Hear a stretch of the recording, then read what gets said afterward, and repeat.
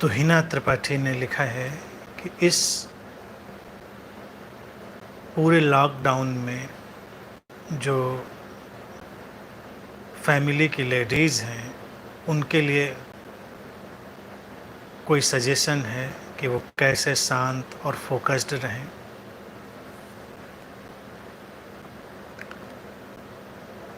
सुझाव जो है देखिए वो स्त्री और पुरुष उनको अलग बांट कर देना उचित नहीं है।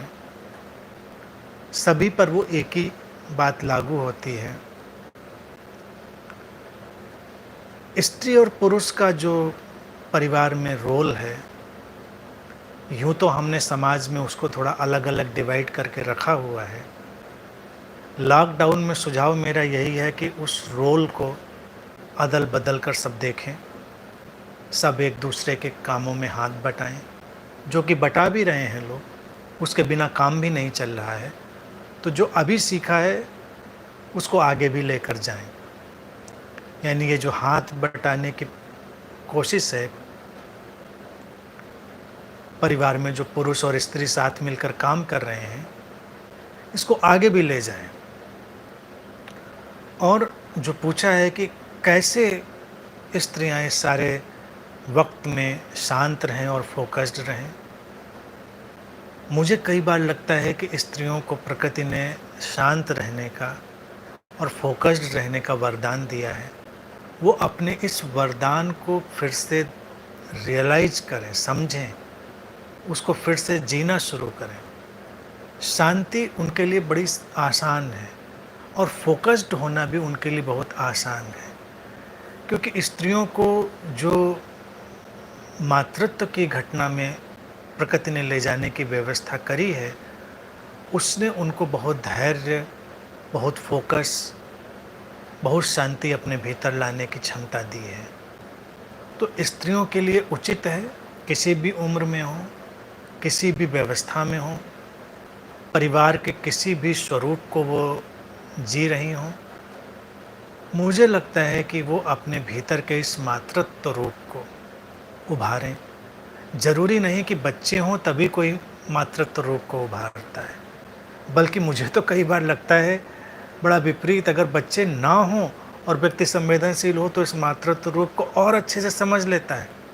कहने का ये तात्पर्य नहीं कि बच्चे ना हों या ना हों, इससे कोई अंतर नहीं पड़ता। स्त्री के भीतर ये मातृत्व की घटना समाई हुई है, ये उसकी संभावना है, ये उसकी खिलावट है।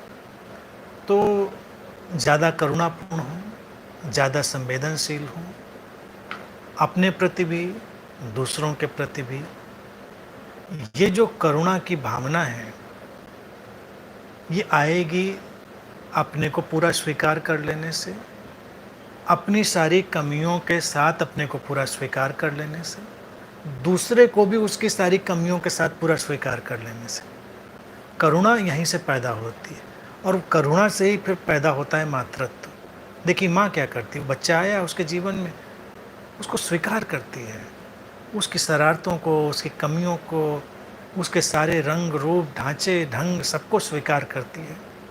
तो ये स्वीकार की जो टेंडेंसी है, जो निसर्ग ने, प्रकृति ने स्त्री को दी हुई है, इसी को और आगे बढ़ाया जाए, उस स्वीकार को पूरे जीवन में फैलाया जाए। यानी कि जो एक शिशु के प्रति स्वीकार किसी माँ के भीतर जाता है, वो स्त्री का गुणधर्म है, उसको पूरे जीवन पर फैलाएं। पहले अपने आप से शुरू करें। व्यक्ति देखिए अपने आप के भी कितने इनकार में होता है, पर कभी तो रंग रूप को लेकर, कद को लेकर, शरीर के आकार प्रकार को लेकर, उस सबको स्वीकार करें। सुंदर है, गरिमापूर्ण है। बाजार स्त्री को एक अलग शारीरिक ढांचे और व्यवस्था में ढालने की कोशिश करता है, उससे स्त्रियां अपने को मुक्त करें। जैसे उनको कंफर्टेबल लगता है, चाहे उनकी देह यष्टि, शारीरिक सौष्ठव जैसा भी हो, अगर वो उसमें कंफर्टेबल हैं और वो उसमें कॉन्फिडेंट फील करती हैं, तो उनके लिए वो उचित है। बाजार कैसा भी ढांचा उनके लिए तय करता हो, समाज उनको कैसे भी देखता हो, मूल चीज़ है उनको अपने प्रति संतुष्ट होने की, तो ये चीज़ सीखें, फिर यही चीज़ दूसरों की तरफ ले जाएं, इस सब को फैलाएं। ये स्वीकार अपने शरीर से पैदा करें, फिर अपने मन से भी पैदा करें। उनके मन को भी तमाम ढांचों में, खाँचों में बांट दिया गया है स्त्रियों को, उससे भी बड़ी उलझन अड़चन और द्वंद्व बना रहता है। तो उस सब से मुक्त हों। लॉकडाउन में ये वक्त जो मिला है, इसका यही सृजनात्मक उपयोग होगा। किसी भी तरह का शारीरिक मानसिक जो भेद स्त्रियों के अंदर पड़ा है, उसको हटाकर सहज जीवन जिएं, और सहज जीवन ही दिव्य जीवन है। सहजता का बाई प्रोडक्ट फोकस है। जब तुम सहज जीवन जीते हो तो बाई प्रोडक्ट जीवन में फोकस भी डेवलप हो जाता है। बाकी इसके अलावा जो भी शौक़ हों, जो भी करने का मन करता हो, उसको करें, उस पर ध्यान दें। वो सब डिटेल में मुझे बताने की ज़रूरत नहीं है, वो तो सबको सब पता ही है।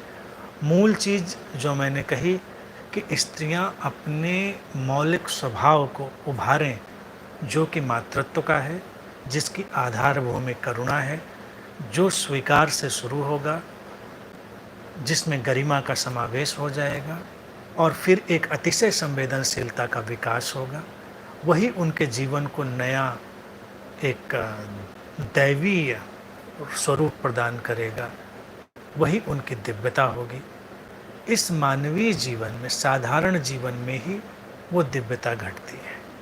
तो उस तरह से देखें अपने आप को, और अपने खोए हुए गौरव को, खोया हुआ मैं इसलिए कह रहा हूँ कि हमने उसको विस्मृत कर दिया है, भुला दिया है, उसको वापस लाएं और बेकार की बातों में उलझे नहीं, शांति से अपना जीवन जीते चलें।